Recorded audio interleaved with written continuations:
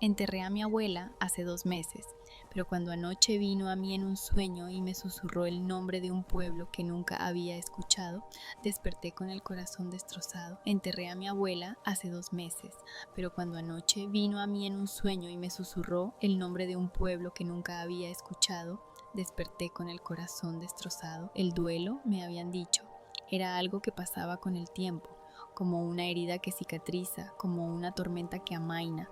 Pero 2 meses después de la muerte de la abuela Carmela, yo seguía atrapada en esa zona gris donde nada parecía del todo real. Había sido yo quien la encontró.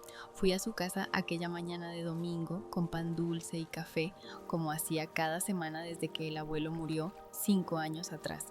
La puerta estaba entreabierta. Entré llamándola, bromeando sobre cómo siempre dejaba todo sin cerrar.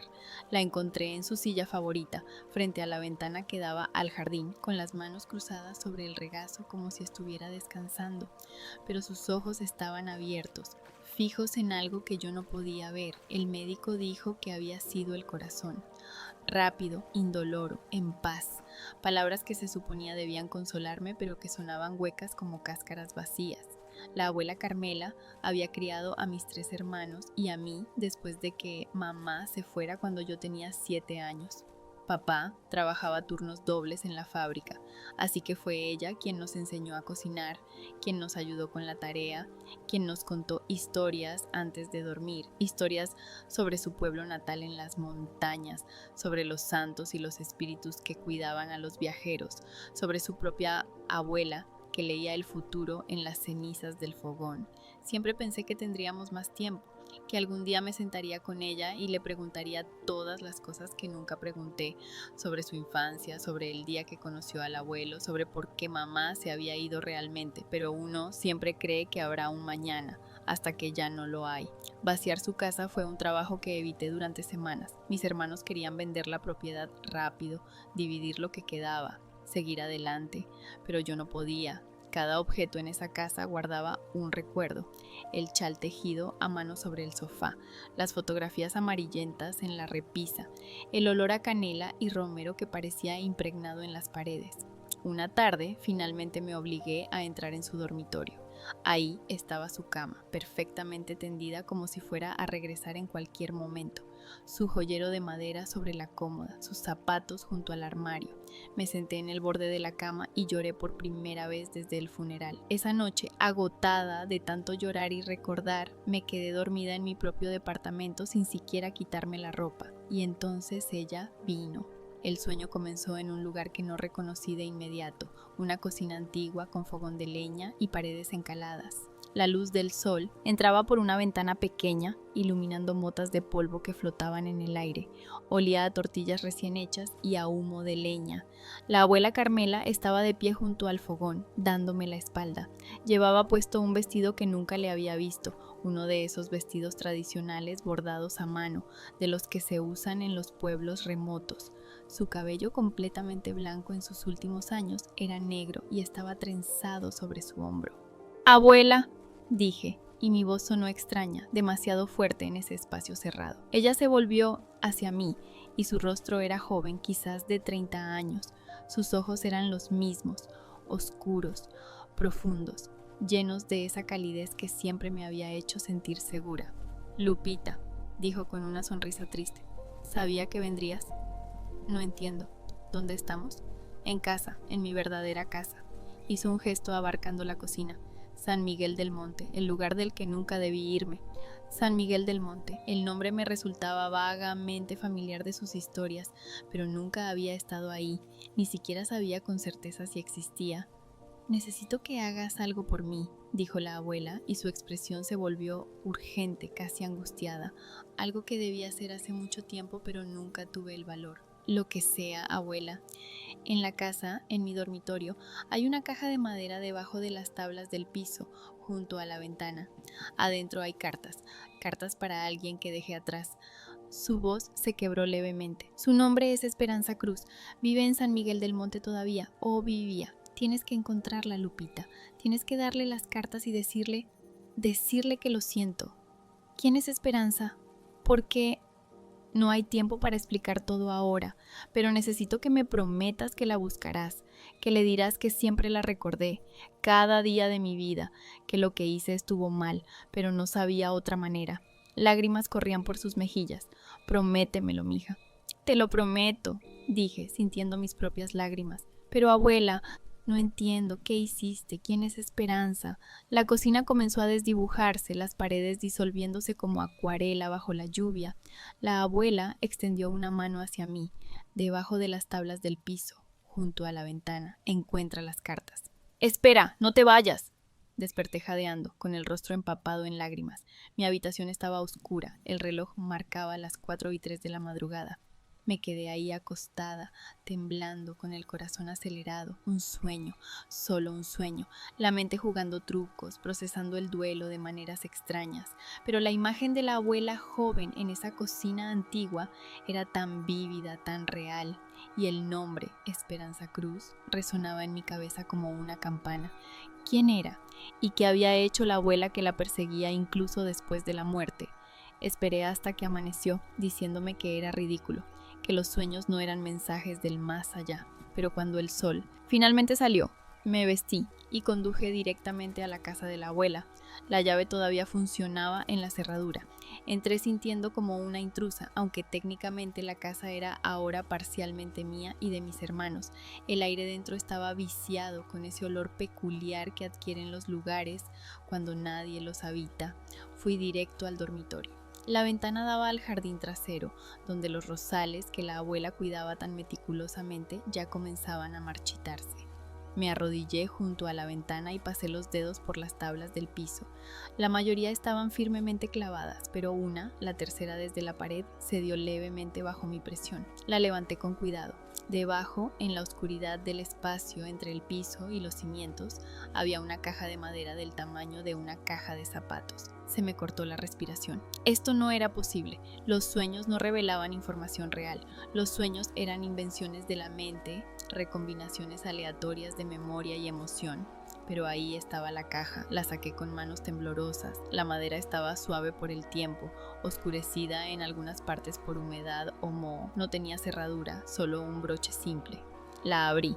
Dentro había cartas, docenas de cartas, todas en sobres amarillentos, dirigidas a Esperanza Cruz, San Miguel del Monte. Los sobres nunca habían sido enviados. No tenían estampillas, no tenían marcas postales. Algunos estaban sellados, otros abiertos, como si la abuela los hubiera releído una y otra vez. Tomé uno al azar y saqué la carta con cuidado. La letra era de la abuela, más joven y segura que en sus últimos años. Mi querida Esperanza, comenzaba. Han pasado 3 meses desde que me fui y cada día es más difícil que el anterior. Papá sigue sin hablarme cuando llamo. Mamá llora y me pide que regrese, pero ya sabes que no puedo. Leí más, mi confusión creciendo con cada línea. La carta hablaba de un pueblo, de una familia enojada, de una decisión dolorosa. Hablaba de extrañar las tortillas hechas en comal, el sonido de las campanas de la iglesia, el camino polvoriento que bajaba de las montañas, y en la última línea, te pienso cada día, hermanita. Rezo para que algún día puedas perdonarme. ¿Hermanita? La abuela nunca había mencionado tener una hermana. Llamé a mi padre esa misma tarde. Él estaba en el trabajo, pero se tomó un descanso cuando le dije que era urgente. Papá, ¿la abuela tenía una hermana? Silencio al otro lado de la línea. Luego, ¿de dónde sacaste eso? Encontré unas cartas en su casa, cartas para alguien llamada Esperanza Cruz. La abuela la llamaba hermanita. Más silencio. Podía escuchar maquinaria de fondo, voces distantes. Tu abuela nunca hablaba de su familia, dijo finalmente. Cuando conocí a tu madre, Carmela ya llevaba años viviendo en la ciudad. Decía que su familia había muerto, que no quedaba nadie en su pueblo, nunca la cuestioné. Pero estas cartas... No sé nada de cartas, Lupita. Tu abuela guardaba sus secretos. Todos lo hacemos. Hizo una pausa. ¿Por qué estás removiendo todo esto? Ella se fue. Déjala descansar. Pero yo no podía dejarlo ir. Esa noche leí cada una de las cartas. Había 53 en total, escritas durante un periodo de casi 20 años. Las primeras eran largas y detalladas, llenas de nostalgia y súplicas de perdón. Las más recientes eran breves, apenas unos párrafos, como si la abuela hubiera perdido la esperanza de que alguien las leyera alguna vez. A través de las cartas fui armando una historia. La abuela Carmela había crecido en San Miguel del Monte, un pueblo pequeño en las montañas. Esperanza era su hermana menor, 2 años más joven. Las dos habían sido muy cercanas, inseparables según las cartas, pero cuando la abuela tenía 22 años, algo había pasado, algo que ella mencionaba solo oblicuamente, con vergüenza y arrepentimiento. Lo que hice fue imperdonable, escribía en una carta de 1978. Sé que papá tiene razón en estar furioso, sé que deshonré a la familia, pero yo amaba a Gabriel y él me amaba a mí y no pude soportar la idea de casarme con Rodrigo, solo porque nuestras familias lo habían decidido. Gabriel, mi abuelo, en otra carta de 1982. Me enteré de que te casaste con Rodrigo al final. Mamá me lo contó la última vez que me atreví a llamar. Espero que seas feliz, hermanita. Espero que él te trate mejor de lo que hubiera tratado a mí. Las piezas comenzaban a encajar. La abuela había estado prometida a alguien llamado Rodrigo, probablemente un arreglo familiar, pero se había enamorado de mi abuelo Gabriel en su lugar y había huido con él a la ciudad, deshonrando a su familia. Y Esperanza, su hermana menor, había terminado casándose con el hombre que la abuela había rechazado. No era de extrañar que la familia no hubiera perdonado. Tardé una semana en encontrar San Miguel del Monte en un mapa. No aparecía en las búsquedas normales de internet. Demasiado pequeño, demasiado remoto. Finalmente lo localicé en un mapa físico viejo de la región montañosa, a 6 horas en coche por caminos secundarios. Mis hermanos pensaron que estaba loca cuando les dije que iba a ir. ¿Para qué?, preguntó mi hermano mayor, Ricardo. Si la abuela hubiera querido que esa mujer tuviera las cartas, las habría enviado cuando estaba viva. Pero no lo hizo, dije, y ahora necesito saber por qué. El viaje fue largo y tedioso. La autovía dio paso a carreteras pavimentadas, luego a caminos de tierra. Las montañas se elevaban a mi alrededor, cubiertas de pinos y niebla. Pasé por pueblos que apenas eran más que un puñado de casas alrededor de una iglesia. San Miguel del Monte apareció al doblar una curva cerca del atardecer. Era más pequeño de lo que había imaginado. Quizás 50 casas dispersas en una ladera, una plaza con una iglesia colonial en el centro, calles polvorientas sin pavimentar. El tipo de lugar que el tiempo parecía haber olvidado. Me detuve frente a la iglesia, donde un grupo de mujeres mayores estaba sentado en un banco, tejiendo y charlando. Bajé del coche sintiéndome completamente fuera de lugar, con mi ropa de ciudad y mis zapatos limpios. Disculpen, dije, estoy buscando a alguien, Esperanza Cruz. ¿Alguna de ustedes la conoce? Las mujeres intercambiaron miradas. Una de ellas, con el cabello completamente blanco recogido en un moño, me estudió con ojos perspicaces. ¿Quién pregunta? Mi nombre es Guadalupe Vargas. Era nieta de Carmela Vargas. El silencio que siguió fue pesado, cargado de significado. Las mujeres se miraron entre sí nuevamente, esta vez con algo que parecía sorpresa o reconocimiento. ¿Carmela?, repitió la mujer del cabello blanco. ¿Carmela está viva? No, dije en voz baja. Murió hace 2 meses. Otra pausa. Luego la mujer se puso de pie. Esperanza vive en la Casa Rosada, al final de la calle, junto al arroyo. Pero, vaciló. Deberías saber que ella no ha sido la misma desde que su hermana se fue. Eso fue hace más de 50 años, pero algunas heridas nunca sanan. Escena 4. Esperanza. La Casa Rosada era pequeña, con paredes de adobe y un techo de tejas rojas. Un jardín descuidado crecía alrededor, lleno de hierbas silvestres y flores que alguna vez debieron haber sido cultivadas. Toqué la puerta de madera con el corazón en la garganta. Nadie respondió. Toqué de nuevo, más fuerte esta vez. ¡Ya voy!, gritó una voz desde adentro, irritada y rasposa. La puerta se abrió para revelar a una mujer anciana, encorvada y arrugada, con ojos que alguna vez debieron haber sido hermosos pero que ahora estaban nublados por cataratas. Se apoyaba en un bastón tallado a mano. ¿Qué quieres?, preguntó bruscamente. ¿Esperanza Cruz? ¿Quién pregunta? Mi nombre es Guadalupe Vargas, soy nieta de Carmela. El efecto fue inmediato. La mujer se quedó completamente inmóvil, su rostro perdiendo todo color. Por un momento pensé que se iba a desmayar. «No», susurró. «No, no, no, vete. No quiero hablar de ella. Después de todo este tiempo, ahora viene su nieta». «Por favor», dije rápidamente. «Traje algo para usted, algo que mi abuela quería que tuviera. No quiero nada de ella. Son cartas, cartas que ella escribió para usted pero nunca envió. Docenas de cartas durante 20 años». Esperanza se quedó quieta de nuevo, su respiración entrecortada.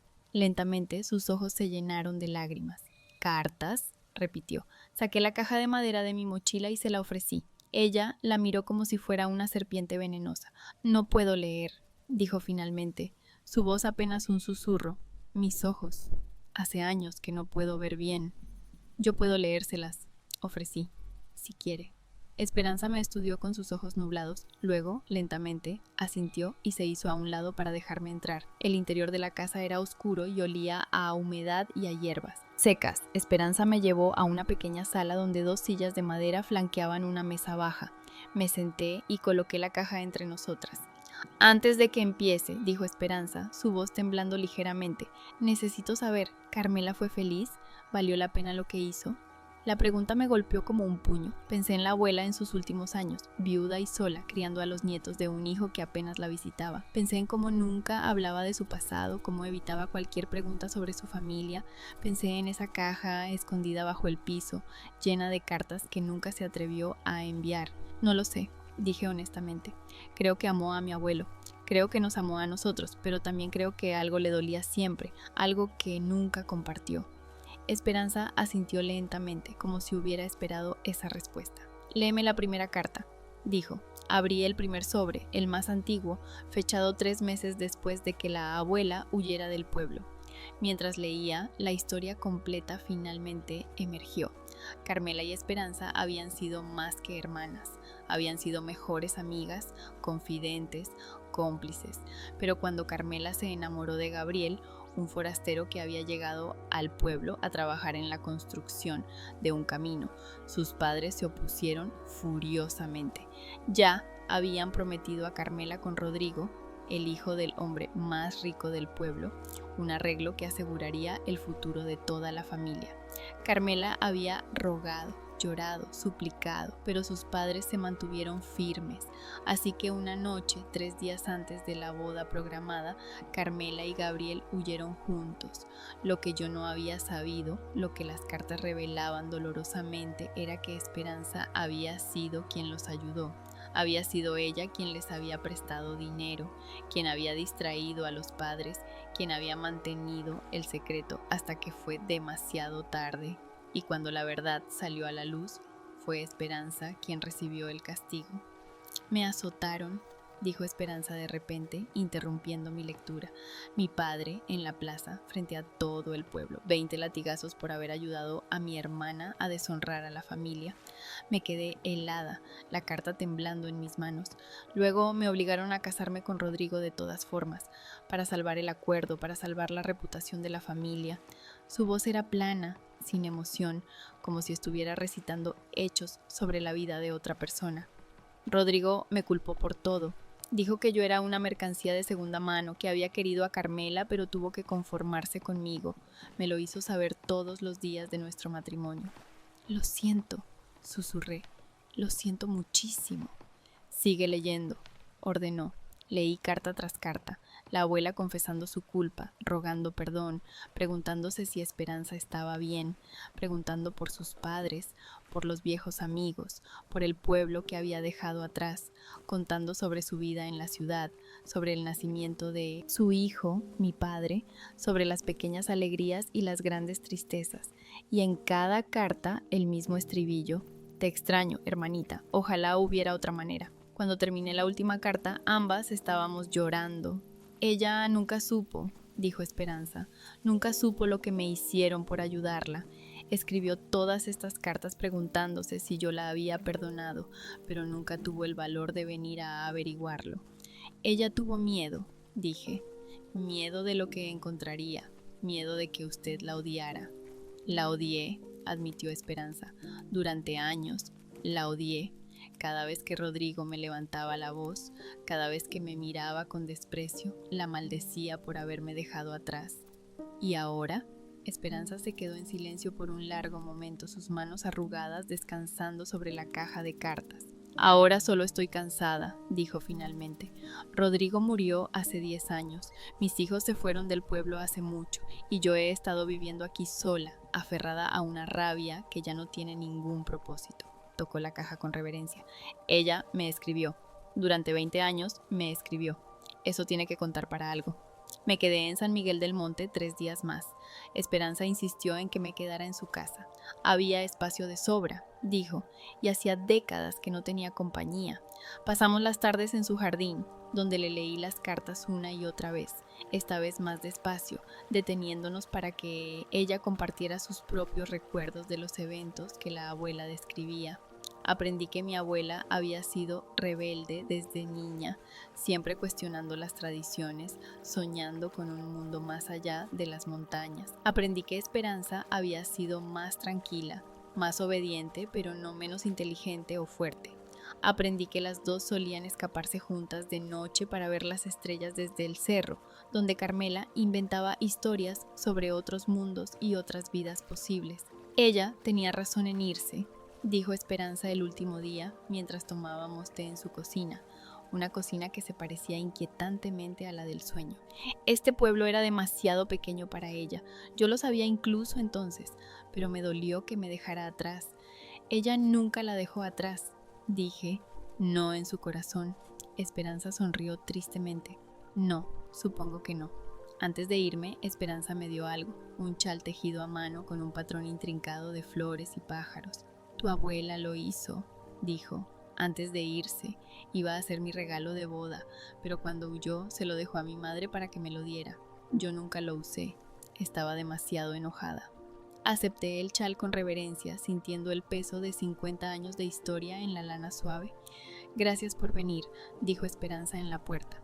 Gracias por traerle sus palabras. Ahora puedo dejarla ir. Conduje de regreso a la ciudad con el chal en el asiento del pasajero y lágrimas silenciosas corriendo por mis mejillas. En algún lugar del camino sentí una paz extraña asentándose sobre mí, la sensación de que algo roto había sido, si no reparado, al menos reconocido. Esa noche soñé con la abuela de nuevo. Estaba de pie en el mismo jardín donde había estado sentada con Esperanza, joven y sonriente, con el sol poniéndose a sus espaldas. Gracias, mija, dijo simplemente, y luego desapareció, disolviéndose en la luz dorada del atardecer. Desperté sintiéndome más liviana de lo que me había sentido en meses. La caja de cartas estaba ahora con Esperanza, donde siempre debió haber estado. El secreto de la abuela ya no estaba escondido bajo el piso, sino compartido, comprendido, perdonado en la medida de lo posible. Nunca sabría con certeza si los sueños habían sido reales o simplemente mi subconsciente guiándome hacia una verdad que necesitaba descubrir. Quizás la abuela realmente me había visitado desde donde sea que estén los muertos. Quizás su culpa y su amor eran tan fuertes que encontraron una manera de alcanzarme. O quizás yo simplemente había necesitado una razón para abrir esa caja, para hacer el viaje, para sanar las heridas que ella nunca pudo sanar en vida. No importaba realmente. Guardé el chal de la abuela en mi armario, doblado cuidadosamente junto a su fotografía favorita, una de ella joven, sonriendo con ese destello de rebeldía en los ojos que ahora entendía perfectamente. Dos hermanas separadas por decisiones difíciles y orgullo herido, una historia tan vieja como el tiempo, pero no por eso menos dolorosa o real. Y yo, la nieta que nunca conoció esa historia hasta que fue demasiado tarde, me convertí en el puente que finalmente las reunió, aunque fuera solo en palabras nunca enviadas y perdón tardío. A veces, pensé, eso es suficiente. A veces es todo lo que podemos hacer por los que amamos, llevar sus palabras no dichas a donde necesitan llegar, incluso si el camino toma 50 años en recorrerse.